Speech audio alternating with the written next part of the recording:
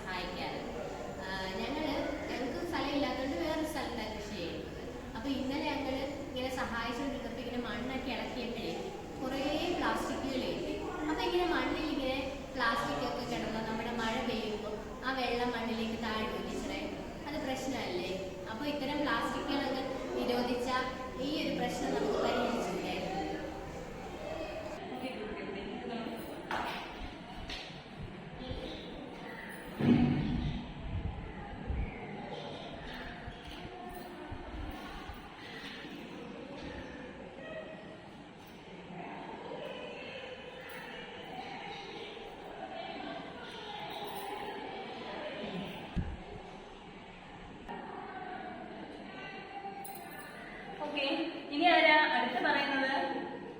ഞാൻ പറയുന്നത് പറഞ്ഞാൽ ഇന്നലെ എന്റെ വീട്ടിലെ പശുവാതിയിലെ പുല്ലിങ്ങാൻ പോയപ്പോഴേ അതിന് പ്ലാസ്റ്റിക് കൂടെ കഴിച്ചു ടീച്ചറെ.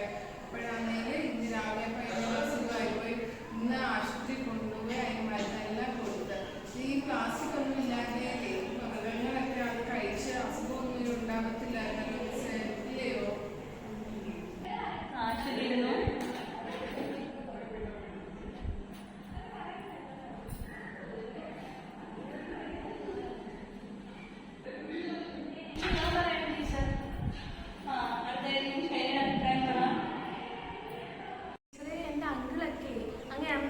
താമസം അവിടെ ഒരു പ്ലാസ്റ്റിക് പ്ലാന്റ് ഇല്ലായിരുന്നോ?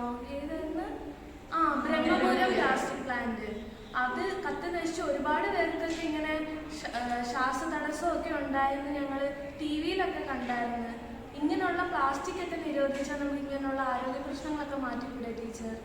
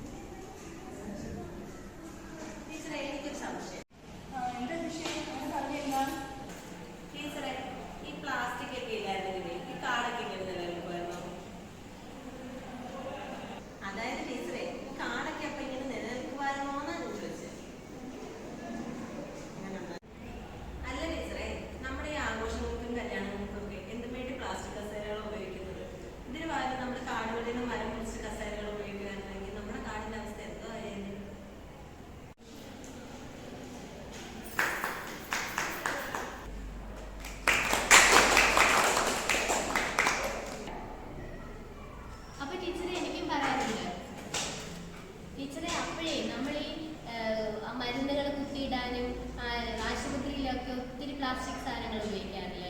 പിന്നെ ഞങ്ങളുടെ വീടിൻ്റെ അപ്പുറത്തെ ഒരു മാമനെ ഹൃദയത്തിന് കുഴപ്പം വന്നപ്പോൾ കൃത്രിമ വാൽവ് വെച്ച് പിടിപ്പിച്ചായിരുന്നു. അപ്പോൾ അതും പ്ലാസ്റ്റിക് ആണെന്ന് ഞാൻ കേട്ടായിരുന്നു. മാത്രമല്ല നമ്മൾ ഉപയോഗിക്കുന്ന ബാഗ്, പേന എല്ലാം എന്താ പ്ലാസ്റ്റിക് അല്ലേ. അപ്പൊ അങ്ങനെയുള്ള പ്ലാസ്റ്റിക് എങ്ങനെ നമുക്ക് നിരോധിക്കാൻ പറ്റുന്നേ?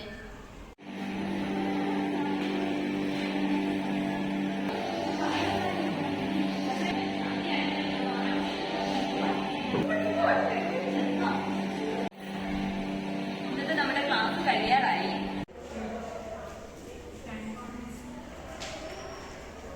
ഇന്ന് നമ്മൾ ചർച്ച ചെയ്ത ഓരോ കാര്യങ്ങളും വളരെ മനോഹരമായിരുന്നു. ഓരോ വസ്തുവിനും അതിൻ്റെതായിട്ടുള്ള ഗുണങ്ങളും ദോഷങ്ങളും ഉണ്ട്. നമ്മൾ എങ്ങനെ ഓരോ വസ്തുവിനെ കൈകാര്യം ചെയ്യുന്നു എന്നതിനെ അടിസ്ഥാനമാക്കിയിരിക്കും അതിന്റെ ദോഷവശങ്ങളും ഗുണകരമായ വശങ്ങളും നമുക്ക് ഉണ്ടാകുന്നത്. അപ്പൊ ഇന്ന് നമ്മൾ പഠിച്ച പ്ലാസ്റ്റിക് ആണെങ്കിൽ പോലും അത് നമ്മൾ ഉപയോഗിക്കുന്നതിനനുസരിച്ചിരിക്കും അതിന് ഗുണമാണോ ദോഷമാണോ എന്നുള്ളത്. അപ്പം ഇന്നത്തെ ചർച്ചയ്ക്ക് ശേഷം നമുക്ക് എന്ത് മനസ്സിലായി? നമ്മൾ ഉപയോഗിക്കുന്ന പ്ലാസ്റ്റിക്കുകൾ ഉപയോഗശേഷം വലിച്ചെറിയാൻ പാടില്ല. പകരം എന്ത് ചെയ്യണം? നമ്മൾ അതിനെ റീസൈക്കിൾ ചെയ്യണം, അല്ലെങ്കിൽ അതിനെ രൂപമാറ്റം വരുത്തി നമ്മൾ മറ്റു പല കാര്യങ്ങൾക്കുമായിട്ട് ഉപയോഗിക്കണം. നിങ്ങളെല്ലാം ഇനി അങ്ങനെ ചെയ്യുമോ? എങ്കിൽ മാത്രമേ നമുക്ക് ഈ പ്ലാസ്റ്റിക്കിനെ കൊണ്ടുള്ള ദോഷവശങ്ങൾ നമ്മുടെ മുന്നിൽ നിന്ന് ഇല്ലാതാക്കാൻ കഴിയുന്നത്.